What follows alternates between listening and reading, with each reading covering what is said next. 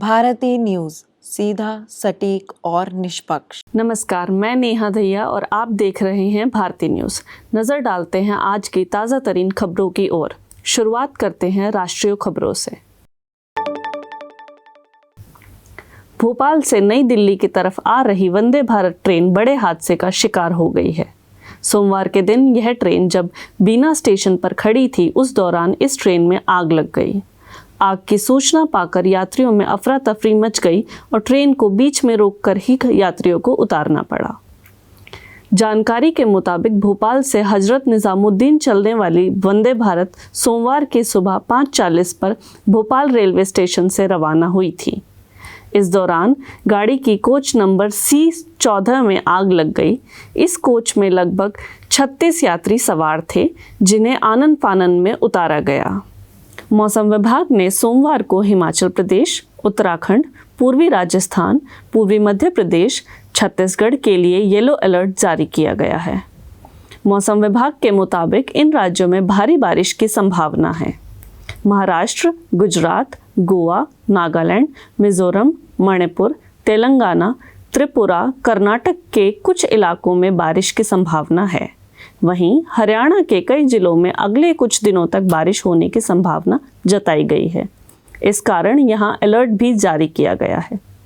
प्रधानमंत्री नरेंद्र मोदी ने फ्रांस यात्रा के दौरान फ्रांसीसी राष्ट्रपति इमैनुअल मैक्रोन के साथ संयुक्त प्रेस कॉन्फ्रेंस को संबोधित किया। इस दौरान पीएम मोदी ने अपने संबोधन में कहा, फ्रांस के लोगों को राष्ट्रीय दिवस के लिए बहुत बहुत शुभकामनाएं। यह दिवस विश्व में स्वतंत्रता, समानता और भाईचारे जैसे मूल्यों का प्रतीक माना जाता है। यह मूल्य दोनों देशों के संबंधों का महत्वपूर्ण आधार है। अब आपको ले चलते हैं अंतर्राष्ट्रीय खबरों की ओर, जहां अमेरिका से यूक्रेन को क्लस्टर बम की आपूर्ति पर अपनी पहली टिप्पणी में पुतिन ने रविवार को प्रकाशित एक साक्षात्कार में कहा कि रूस ने यूक्रेन में अपने युद्ध में अब तक क्लस्टर बम का इस्तेमाल नहीं किया है। रूस की प्राइवेट आर्मी वैगनर ग्रुप के लड़ाके रूस से बेलारूस में प्रवेश कर चुके हैं। यूक्रेन और पोलैंड के अधिकारियों ने शनिवार के दिन कहा कि भाड़े के लड़ाके मिन्स्क के सशस्त्र बलों को सैन्य प्रशिक्षण दे रहे हैं। यूक्रेन बॉर्डर एजेंसी के प्रवक्ता एंड्रिय देमशको ने कहा कि वैगनर बेलारूस में रूस से निकला ग्रुप पहुंच चुका है। आइए अब जान लेते हैं व्यापार जगत से जुड़ी हुई कुछ खबरें।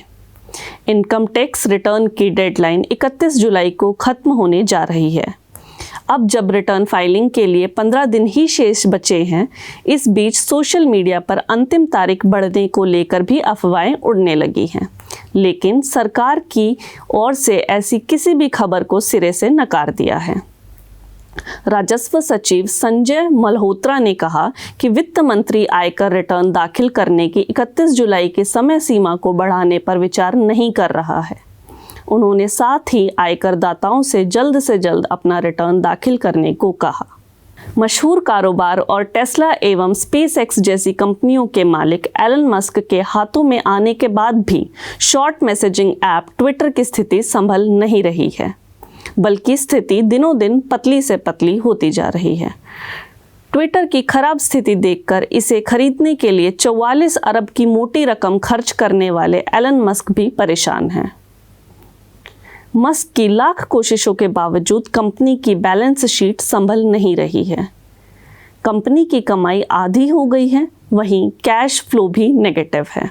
अब खबरें खेल जगत की ओर से, जहां tennis grand slam tournament Wimbledon में आए दिन एक से एक रोमांचक मुकाबले देखने को मिल रहे हैं।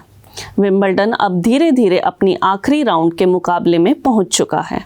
इसी बीच भारत के रोहन बोपन्ना और उनके ऑस्ट्रेलियाई जोड़ीदार मैथ्यू एबडॉन शानदार प्रदर्शन करते हुए सेमीफाइनल मुकाबले तक पहुंच गए हैं। अब ये जोड़ी खिताबी जीत से सिर्फ 2 कदम दूर है। दुनिया भर के बैडमिंटन खिलाड़ी इस वक्त अमेरिका ओपन बैडमिंटन टूर्नामेंट में एक दूसरे का सामना कर रहे हैं। इस टूर्नामेंट में भारत के स्टार शटलर लक्ष्य सेन सेमीफाइनल तक पहुंच गए थे, लेकिन यहां 3 सेट तक चले मुकाबले में चीन के ऑल इंग्लैंड चैंपियन ली शीफेंग से हार का सामना करना पड़ा। हाल ही में कनाडा ओपन का खिताब जीतने वाले लक्ष्य इस बार खिताब से चूक गए।